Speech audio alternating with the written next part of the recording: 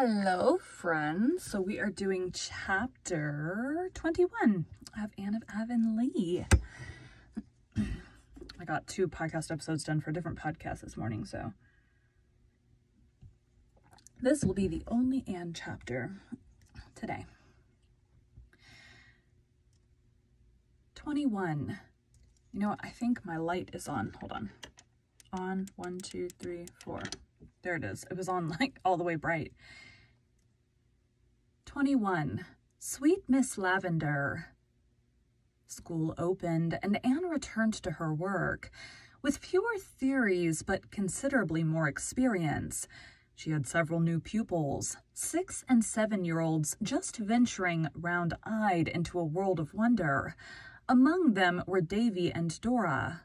Davy sat with Milty Boulter, who had been going to school for a year, and was therefore quite a man of the world. Dora had made a compact at Sunday school the previous Sunday to sit with Lily Sloane. But Lily Sloane not coming the first day, she was temporarily assigned to Mirabel Cotton, who was 10 years old, and therefore, in Dora's eyes, one of the big girls. I think school is great fun, Davy told Marilla when he got home that night. You said I'd find it hard to sit still, and I did. You mostly do tell the truth, I notice. But you can wiggle your legs about under the desk, and that helps a lot. It's splendid to have so many boys to play with. I sit with Milty Boulter, and he's fine. He's longer than me, but I'm wider. It's nicer to sit in the back seats, but you can't sit still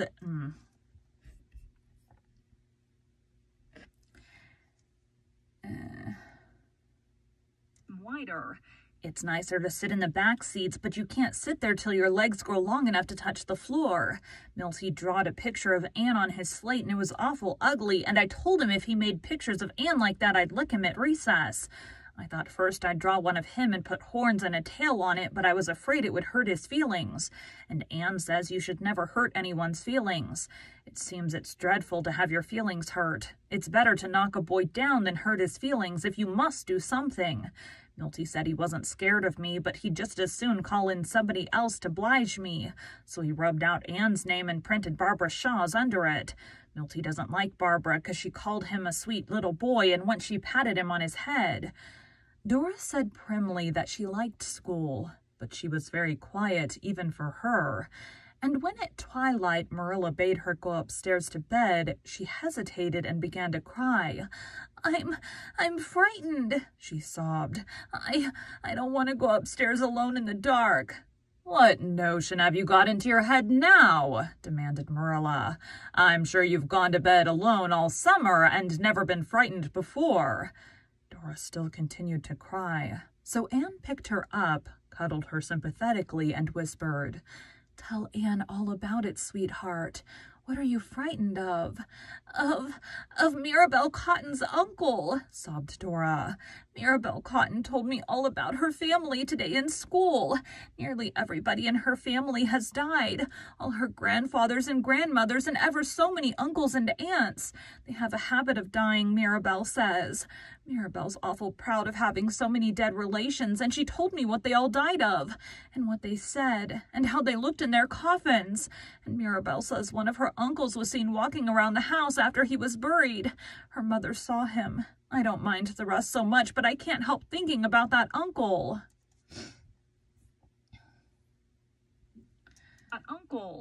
Anne went upstairs with Dora and sat by her until she fell asleep.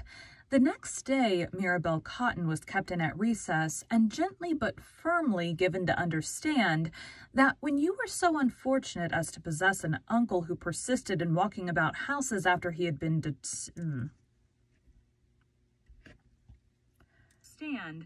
that when you were so unfortunate as to possess an uncle who persisted in walking about houses after he had been decently interred, it was not in good taste to talk about that eccentric gentleman to your deskmate of tender years.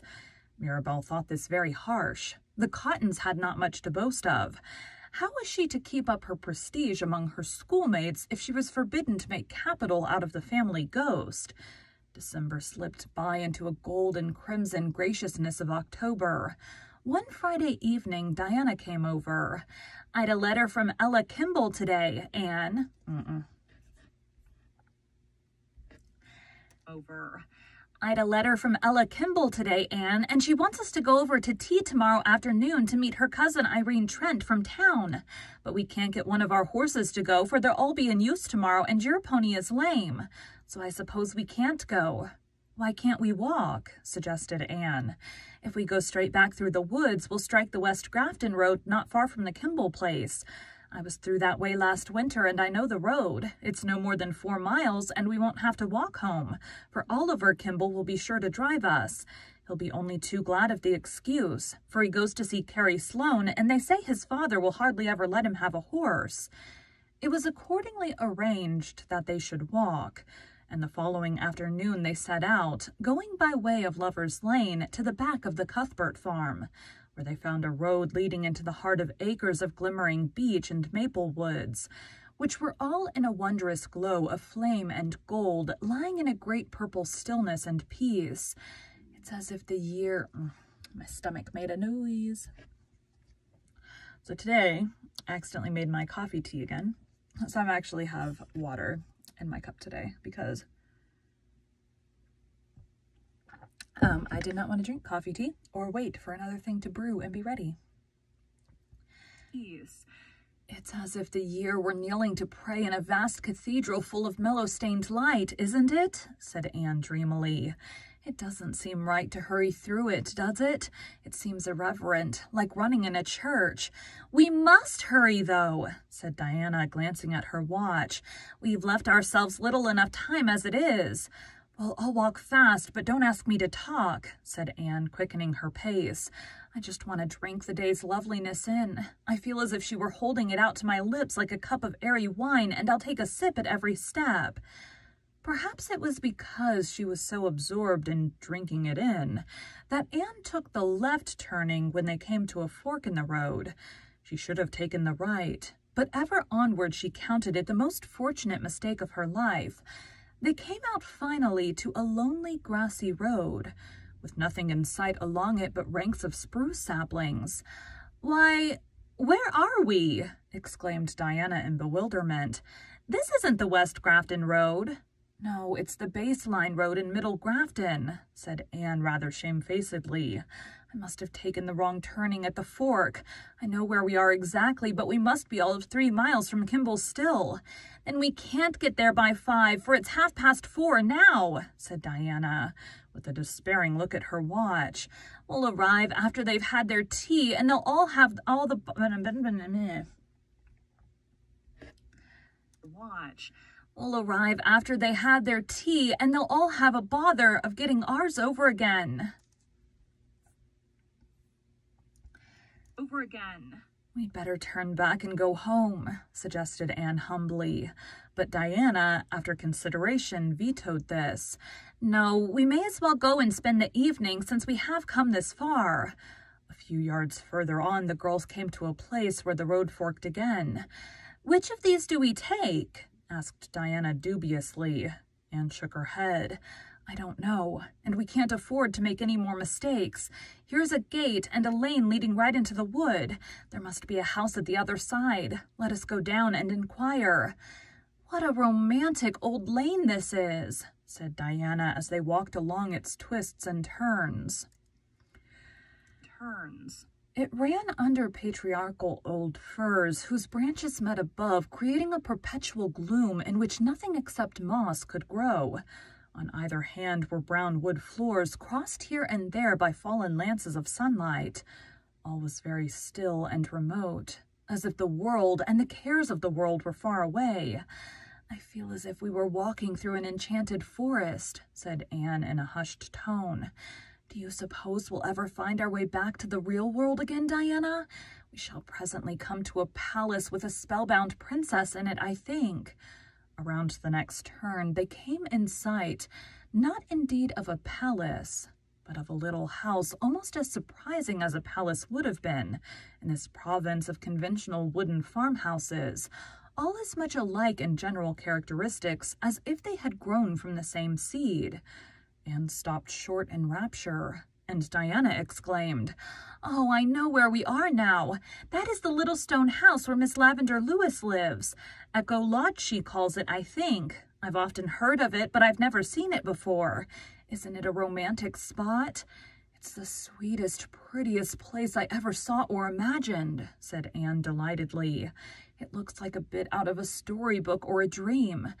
The house was a low-eaved structure built of undressed blocks of Red Island sandstone.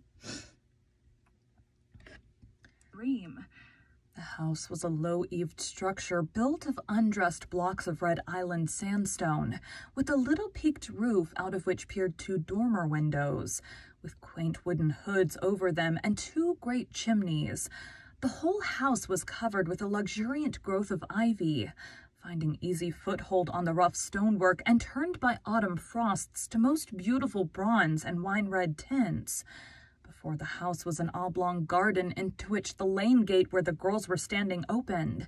The house bounded it on one side. On the three others it was enclosed by an old stone dike, so overgrown with moss and grass and ferns that it looked like a high green bank. On the right and left, the tall, dark spruces spread their palm-like branches over it. But below, it was a little meadow green with clover aftermath, sloping down the blue loop of the Grafton River. No other house or clearing was in sight. Nothing but hills and valleys covered with feathery young firs. "I wonder what sort of a person Miss Lewis is," speculated Diana as they opened the gate into the garden. "They say she is very peculiar."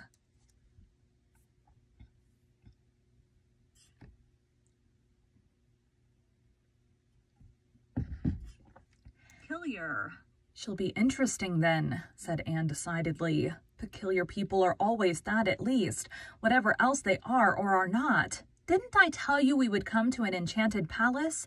I knew the elves hadn't woven magic over that lane for nothing." "But Miss Lavendar Lewis is hardly a spellbound princess," laughed Diana. "She's an old maid. She's 45 and quite gray, I've heard." "Oh, that's only part of the spell," asserted Anne confidently. "At heart, she's young and beautiful still, and if we only knew how to unloose the spell, she would step forth radiant and fair again. But we don't know how. It's always and only the prince who knows that, and Miss Lavendar's prince hasn't come yet.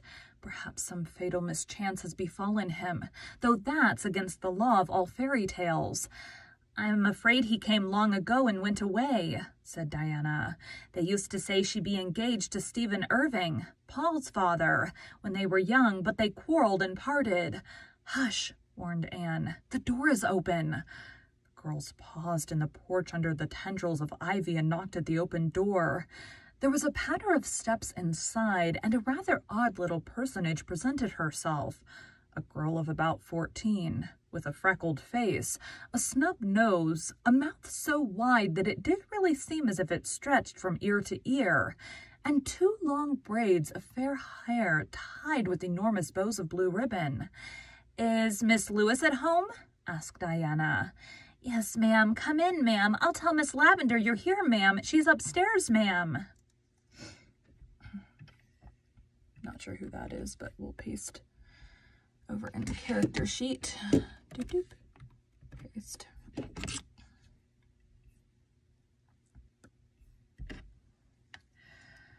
"There's ma'am." With the small handmaiden whisked out of sight and the girls left alone, looked about them with delighted eyes. The interior of this wonderful little house was quite as interesting as its exterior. The room had a low ceiling and two square small-paned windows, curtained with muslin frills. All the furnishings were old-fashioned, but so well and daintily kept that the effect was delicious.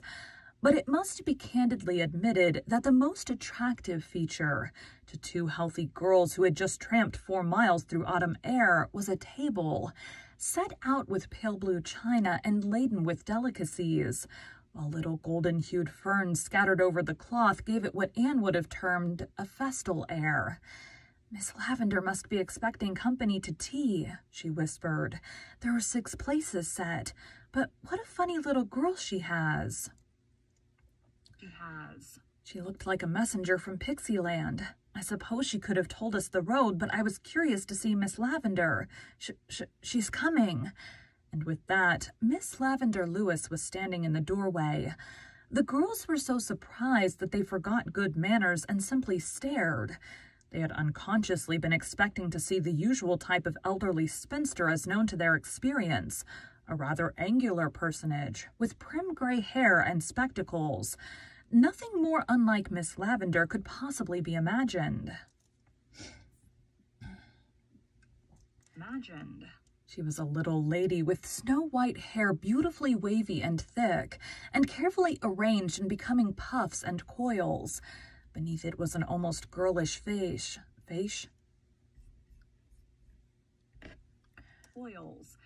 Beneath it was an almost girlish face, pink-cheeked and sweet-lipped, with big soft brown eyes and dimples, actually dimples.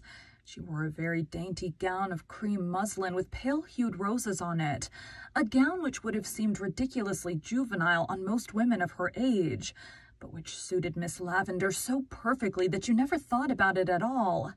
"Charlotta the Fourth says you wish to see me," she said in a voice that matched her appearance. Whatever that means.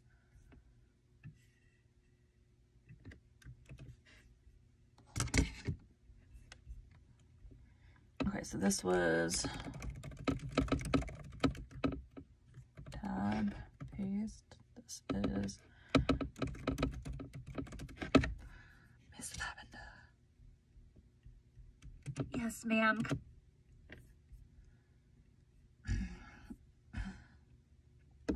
Okay. Wish to see me. Kieran's. Who's talking? Diana. Kieran's. "We wanted to ask the right road to West Grafton," said Diana. "We are invited to tea at Mr. Kimball's, but we took the wrong path coming through the woods and came out to the baseline instead of the West Grafton Road. Do we take the right or left turning at your gate?" "The left," said Miss Lavendar with a hesitating glance at her tea table. Then she exclaimed, as if in a sudden little burst of resolution, "But oh, won't you stay and have tea with me? Please do. Mr. Kimball's will have tea over before you get there, and Charlotta the Fourth and I will be so glad to have you." Diana looked mute inquiry at Anne. "We'd like to..." That sounded weird. "Have you?" Diana looked mute inquiry at Anne. "We'd like to stay," said Anne promptly, for she had made up her mind that she wanted to know more of the surprising Miss Lavendar, "if it won't inconvenience you. But you are expecting other guests, aren't you?" Miss Lavendar looked at her tea table again and blushed. "I know you'll think me dreadfully foolish," she said. "I am foolish, and I'm ashamed of it when I'm found out. But never unless I am found out. I'm not expecting anybody. I was just pretending I was. You see, I was so lonely. I love company. That is, the right kind of company. But so few people ever come here because it is so far out of the way. Charlotta the Fourth was lonely too, so I just pretended I was going to have a tea party. I cooked for it and decorated the table for it and set it with my mother's wedding china, and I dressed up for it." Diana secretly thought Miss Lavendar quite as peculiar as report had pictured her. The idea of a woman of 45 playing at having a tea party just as if she were a little girl. But Anne of the shining eyes exclaimed joyfully, "Oh, do you imagine things too?" That too revealed a kindred spirit to Miss Lavendar. "Yes, I do," she confessed boldly. "Of course it's silly in anybody as old as I am, but what is the use of being an independent old maid if you can't be silly when you want to and when it doesn't hurt anybody? A person must have some compensations. I don't believe I could live at times if I didn't pretend things. I'm not often caught at it, though, and Charlotta the Fourth never tells. But I'm glad to be caught today, for you have really come, and I have tea all ready for you. Will you go up to the spare room and take off your hats? It's the white door at the head of the stairs. I must run out to the kitchen and see that Charlotta the Fourth isn't letting the tea boil. Charlotta the Fourth is a very good girl, but she will let the tea boil." Knows. This is a long chapter. Tea boil. Miss Lavendar tripped off to the kitchen on hospitable, though... Tea boil. Miss Lavendar tripped off to the kitchen on hospitable thoughts intent, and the girls found their way up to the spare room. An apartment as wide as its door, lighted by the ivy-hung dormer window, and looking, as Anne said, like the place where happy dreams grew. "This is quite an adventure, isn't it?" said Diana. "And isn't Miss Lavendar sweet? If she is a little odd. She doesn't look a bit like an old maid." "She looks just as music sounds, I think," answered Anne. When they went down, Miss Lavendar was carrying in the teapot, and behind her, looking vastly pleased, was Charlotta the Fourth with a plate of hot biscuits. "Now you must tell me your names," said Miss Lavendar. "I'm so glad you are young girls. I love young girls. It's so easy to pretend I'm a girl myself when I'm with them. I do hate," with a little grimace, "to believe I'm old. Now who are you, just for convenience's sake? Diana Barry and Anne Shirley? May I pretend that I've known you for 100 years and call you Anne and Diana right away?" "You may," the girls said both together. "Then just let's sit comfily down and eat everything," said Miss Lavendar happily. "Charlotta, you sit at the foot and help with the chicken. It is so fortunate that I made the sponge cake and donuts. Of course, it was foolish to do for imaginary guests. I know Guests. I know Charlotta the Fourth thought so, didn't you, Charlotta? But you see how well it has turned out. Of course they wouldn't have been wasted, for Charlotta the Fourth and I could have eaten them through time. But sponge cake is not a thing that improves with time." There was a merry and memorable meal, and when it was over they all went out to the garden, lying in the glamour of sunset. "I do think you have the loveliest place here," said Diana, looking round her admiringly. "Why do you call it Echo Lodge?" asked Anne.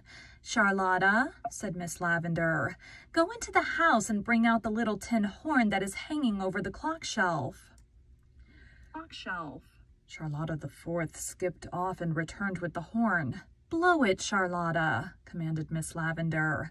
Charlotta accordingly blew a rather ruckus, strident blast. There was a moment's stillness. And then from the woods over the river came a multitude of fairy echoes, sweet, elusive, silvery, as if all the horns of Elfland were blowing against the sunset. Anne and Diana exclaimed in delight, "Now laugh, Charlotta, laugh loudly." Charlotta, who would probably have obeyed if Miss Lavendar had told her to stand on her head, climbed upon the stone bench and laughed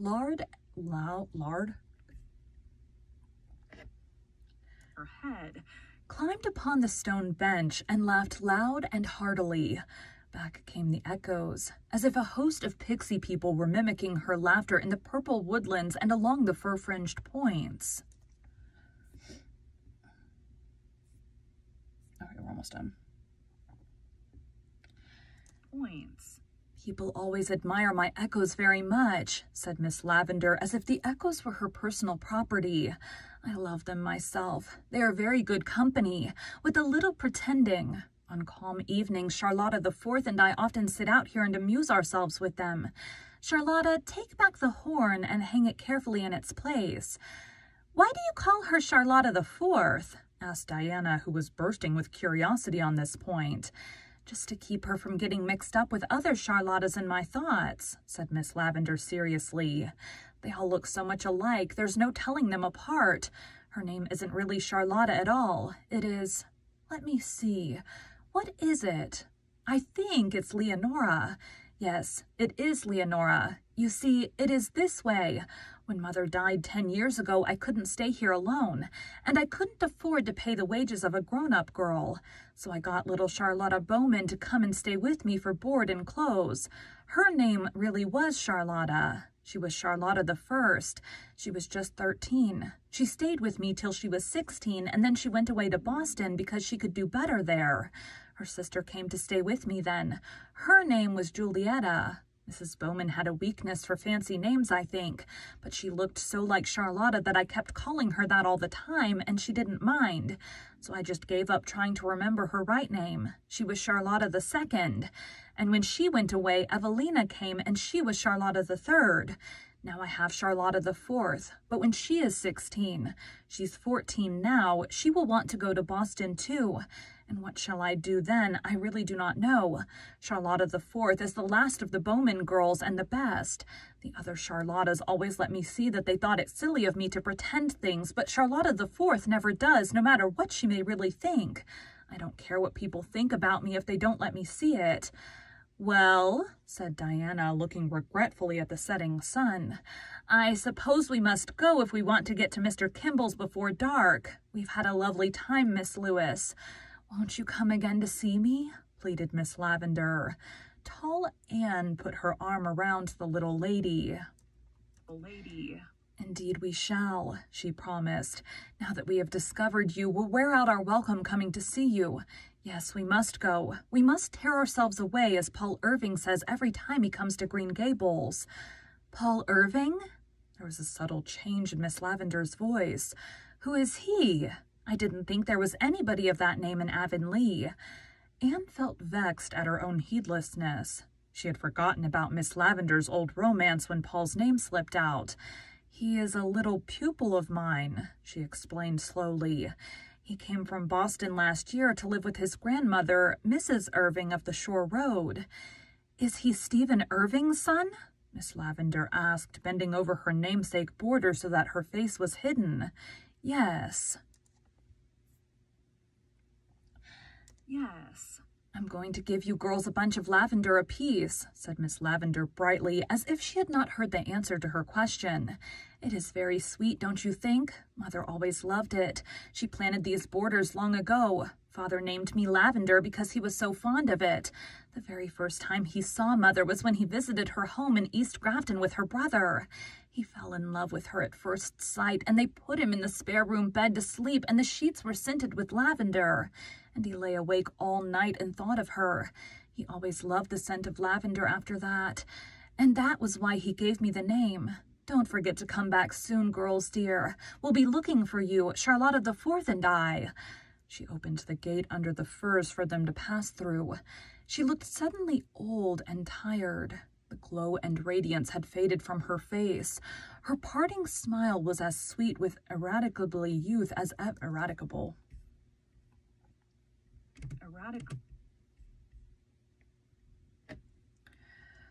Face.